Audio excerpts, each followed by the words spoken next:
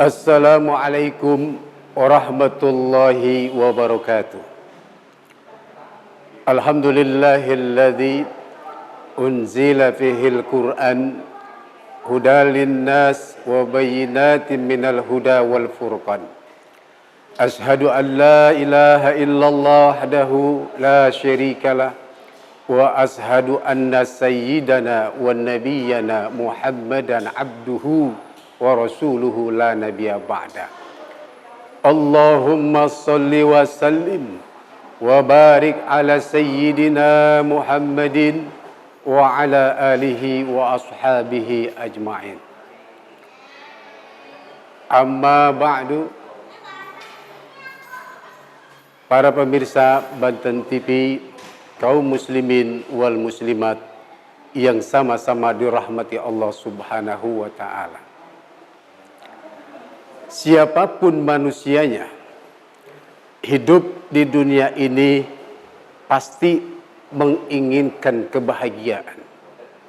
Sesuai dengan doa yang sering kita baca, Rabbana atina fid dunya hasanah wa fil akhirati hasanah wa qina adzabannar.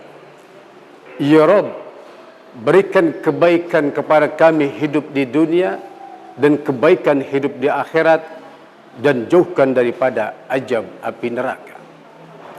Kita tidak pernah mendengar orang berdoa dengan doa Rabbana atina fid dunya sayyi'ah wa fil akhirati hasanah wa qina adzabannar. Ya Rabb, biarlah kami hidup di dunia sengsara, kami hidup di dunia susah, yang penting nanti di akhirat bahagia dan terjauh daripada azab api neraka. Tidak pernah kita mendengar. Pasti semua manusia menginginkan hidupnya kebaikan di dunia dan kebaikan di akhirat, dan dijauhkan daripada azab api neraka.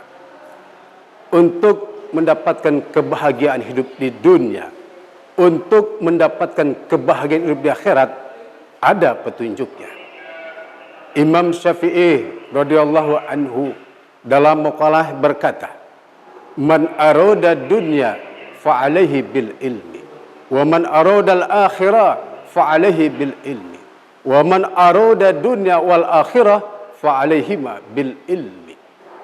Siapa orang yang menginginkan hidup bahagia di dunia harus dengan ilmu. Siapa orang yang menginginkan kebahagiaan hidup di akhirat harus dengan ilmu. Yang dimaksud dengan ilmu, ilmu apa itu? Ilmu Al-Quran. Karena Al-Quran adalah sumber dari segala ilmu. Mau berbicara kesehatan, ada dalam Al-Quran. Mau berbicara ilmu dagang, ada dalam Al-Quran.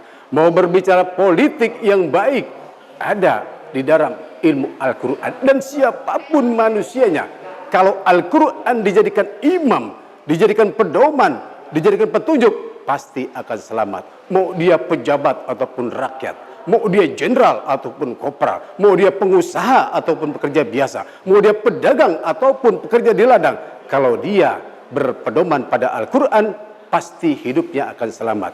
Allah Subhanahu wa ta'ala berfirman dalam Al-Quran, Bismillahirrahmanirrahim, Dzalikal kitabu la raiba fih hudal lil muttaqin. Itulah kitab Al-Quran yang diturunkan kepada Nabi Muhammad SAW sebagai petunjuk untuk orang-orang yang bertakwa. Oleh karena itu, ingin hidup bahagia dunia, bahagia akhirat, selamat dunia dan akhirat, harus berpedoman pada Al-Quran. Sebagaimana Rasulullah SAW bersabda dalam sebuah hadisnya, fa'alaikum bil Quran fa innahu safi'un musaffaun wa sahidun musaddaqun faman ja'ala imamahu qadahu ila jannah liman ja'ala khalfahu saqahu ilan nar. Berpedomanlah pada Al-Quran, fa innahu, sesungguhnya Al-Quran safi'un musaffaun, akan memberikan syafaat kepada orang yang diberikan syafaat, yaitu orang yang belajar Al-Quran, mempelajari Al-Quran dan mengamalkan Al-Quran.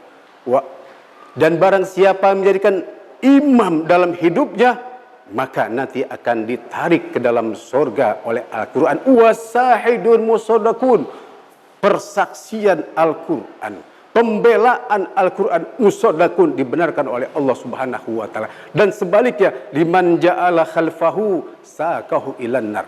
Dan orang yang membelakang Al-Quran dalam hidupnya enggak pernah dibaca, apalagi diamalkan, maka nanti akan didorong ke dalam neraka oleh Al-Quran, dan Al-Quran persaksiannya dibenarkan oleh Allah Subhanahu wa taala. Oleh karena itu, ingin hidup bahagia dunia dan akhirat, jadikan Al-Quran sebagai imam, sebagai pedoman, agar kita nanti akan mendapat syafaat Al-Quran fid dunya wal akhirah, sampai kepada surganya Allah Subhanahu wa taala. Al-Quran akan menemani kita. Al-Quran adalah sahabat yang paling setia. Dalam hadis lain dikatakan, ikra'ul Quran fa innahu ya'ti yaumal qiyamah safiun ashabi. Bacalah olehmu Al-Quran, sesungguhnya dia nanti akan mencarimu di hari kiamat untuk memberikan syafaat masuk surganya Allah Subhanahu wa taala.